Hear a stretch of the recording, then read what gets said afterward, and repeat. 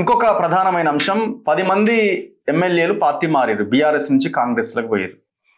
దీని మీద విచారణ నడుస్తుంది. సుప్రీంకోర్టు 3 నెలల్లో నిర్ణయం చెప్పాలి, ఏదో ఒకటి వేస్తే అనర్హత, లేకపోతే వాళ్ళ వేసిన పిటిషన్లు తిరస్కరిస్తారు. ఏదో నిర్ణయం తీసుకొని 3 నెలల లోపల స్పీకర్ కొంత అడుగులు ముందుకేస్తున్నట్టు కనబడుతున్నది. ఇప్పుడు ఎమ్మెల్యేలు ఎవరైతే పార్టీ ఫిరాయించిన వాళ్ళు ఏమంటారంటే, ఒక ఆయన అంటుండే నేను దేవుని కండువ కప్పుకున్నా అంటుండు, ఇంకొక ఆయన అంటుండే జాతీయ జెండా రంగు కూడా అట్లే ఉంటుంది, 3 రంగులే ఉంటుంది, నేను అదే కప్పుకున్నాను ఇంకొక ఆయన అంటాడు. ఇవి ఎట్లా, ఏ రకంగా చూడాలి ఇది? అంటే ఓపెన్ గా జరిగిన వ్యవహారాన్ని కూడా మేము చేయలేదు అని చెప్పుకునే సిచ్యువేషన్ ఎందుకు వస్తున్నది? ఎందుకు వస్తుందంటే ఫస్ట్ జనం అందరికి అర్థమైపోయింది ఈ పార్టీలు ఎందుకు మారుతున్నారు వీళ్ళు.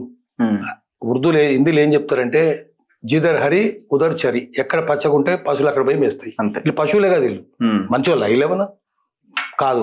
ఏ కొమ్మ మీద పండు ఉంటే ఆ కొమ్మ మీద కోతులు వాళ్తాయి, అంతే కదా, కొమ్మలు దుంకుతాయి అంతే. పక్షులు కూడా అంతే. వీళ్ళు అట్లాంటి వాళ్ళే, వీళ్ళు కోతులు లాంటి వాళ్ళే కదా. ఆయారాం గయారాం, ఇటు నుంచి అటు అటు నుంచి ఇటు, దేశమంతా నడుస్తుంది ఆయారాం గయారాం. కానీ ఏం జరుగుతున్నది? దీన్ని ఎదిరించాలి కదా, ఎదిరించేది లేదు. రాజకీయ పార్టీలు కల్పించాలంటే ఒక్కో పార్టీ, ఇప్పుడు కమ్యూనిస్ట్ పార్టీ కావచ్చు, భారతీయ జనతా పార్టీ కావచ్చు, వాటికి ఒక ప్రత్యేకమైన సిద్ధాంతాలు ఉన్నాయి. సిద్ధాంతం కల్పించుతుంది. వీళ్ళకి ఏం సిద్ధాంతం ఉంది? ఏమి లేదు. అధికారమే సిద్ధాంతం. అంతే. ఎవరు అధికారం ఉంటే వాళ్ళు మూత రాకుండా తిరుగుతారు. వీళ్ళు వాళ్ళు భజన చేస్తారు, కాళ్ళు బిసుకుతారు, దండం పెడతారు. అందుకని అధికారంలోనే పోతారు. అందుకని కాంగ్రెస్ పార్టీ కూడా ఎందుకు భ్రష్టపడుతుందంటే ఈ 10 మందిని చేర్చుకున్నారు, అది దొంగలే వాళ్ళందరూ, మనకు తెలిసిందే. వేరే ఇంకా కనిపించిన వాళ్ళు కొంతమంది ఉన్నారు. ఉదాహరణగా చెప్తాను.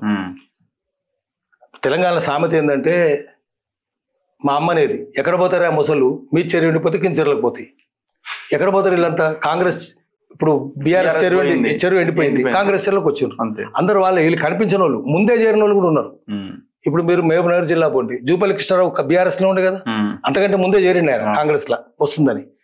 మళ్ళీ మీరు మహబూబ్నగర్ పోతే అదే బీఆర్ఎస్ నాయకులు కనిపిస్తారు అంత వాళ్ళు.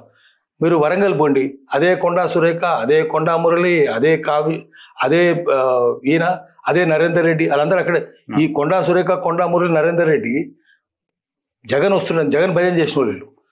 మహబూబాబాద్ లో పిల్లల మీద కాల్పులు జరిపిన వాళ్ళు 3. పాలరాజు మనం చూసినాం కదా, ముదాకరు, పాలరాజు, అందరూ దెబ్బలు తిన్నారు అంతా. అయితే ఆ తర్వాత ఏం జరిగింది? ఈయన కూడా ఉండు కదా, కావ్య ఉంది, ఈయన ఉన్నాడు, కడియం శ్రీ ఉన్నాడు. వీళ్ళందరూ చేరి ఒక జిల్లా అంతా ఆ పార్టీ నుంచి ఖమ్మం పోతే ఎవరు ఉంటారు? అదే పొంగులేటి, అదే తుమ్మల నాగేశ్వరరావు. ఏ జిల్లా పోయినా ఆ దొంగలే ఉన్నారు. మరి ఏముంటుంది? దానికి ఏం గౌరవం ఉంటుంది? అందుకని ఇదేమో 10 మంది కనిపిస్తారు. వాళ్ళు కనిపించిన వాళ్ళు కూడా అందరూ వాళ్ళే. హైదరాబాద్ రండి మీరు, దానం నాగేంద్రే కాదు, అదే గూడెం మైపాల్ రెడ్డి, అదే తలసాని శ్రీనివాస్ యాదవ్, అదే మన ఆయన ఉన్నాడు కదా ఆరికపూడి గాంధీ, అందరు వాళ్ళే. ఏ జిల్లాకు పోయినా నిన్నటిదాకా ఆ కండువా కప్పుకున్న వాళ్ళు ఇప్పుడు ఈ కండువా కప్పుకుంటున్నారు. ఏముంటుంది? అది దొంగలు కదా. ఇప్పుడు అంతకుముందు హిందూ రజాకారులు, ముస్లిం రజాకారులు ఉన్నారు. హిందువులు ఎక్కువ మంది రజాకారులు, ఊర్లలో పటేల్ పటవాళ్ళు అందరూ రజాకారులే. విష్ణు రామచంద్రారెడ్డి, రాపాక రామచంద్రారెడ్డి పేరు, జనారెడ్డి ప్రతాప్ రెడ్డి, అందరూ రజాకారులే. వాళ్ళు ఏం చేశారు? సాయంత్రం రాగానే కాంగ్రెస్ వర్కర్స్ కూడా రూమి టోపీలు తీసేసి కాంగ్రెస్ టోపీలు పెట్టుకున్నారు. అప్పుడు ఇప్పుడు కూడా అంతే. ఏ ప్రభుత్వం వస్తే అది మా జిదర్ హరి ఉదర్ చేరి, ఏ ఎండగా ఆ గొడుగు పడతారు. అందుకనే శ్రీశ్రీ చెప్పిండు, ఎన్జి రంగా గురించి చెప్పిండు. ప్లేటు మార్ గోగినేని రంగా, ఆయన పేరు గోగినేని రంగా, ప్లేటు మార్చి సీటు మార్చి కులుకు విలాసంగా ఉంటాడట. గోగినేని రంగా టైంలోనే అట్లా ఉంటే ఇప్పుడు ఎట్లున్నది? శ్రీశ్రీ చెప్పిండు అదే. రోజు రోజుకి ప్లేట్ ఫిరాయిస్తూనే ఉన్నారు. అందుకని ప్లేట్ ఫిరాయించడం మామూలు అయింది. ప్రభుత్వమే కఠినంగా ఉండాలి, చట్టాలు కఠినంగా ఉండాలి, ప్రజలే కఠినంగా ఉండాలి. దొంగ పని చేసిన పార్టీ మార్చుకొని, రోజుకో రంగు మార్చుకొని, రోజుకో టోపీ మార్చుకొని, రోజుకో కండువా మార్చడం కూడా తప్పే కదా. రోజుకో వీళ్ళందరూ దొంగలని చెప్పాలి, వాళ్ళందరూ బయట బహిష్కరించాలి, సమాజం నుంచి బహిష్కరించాలి. Thank you sir, thank you very much. ఇది పాషం యాదగిరి సార్తో స్పెషల్ ఇంటర్వ్యూ. చూస్తూనే ఉండండి మన తొలి వెలుగు.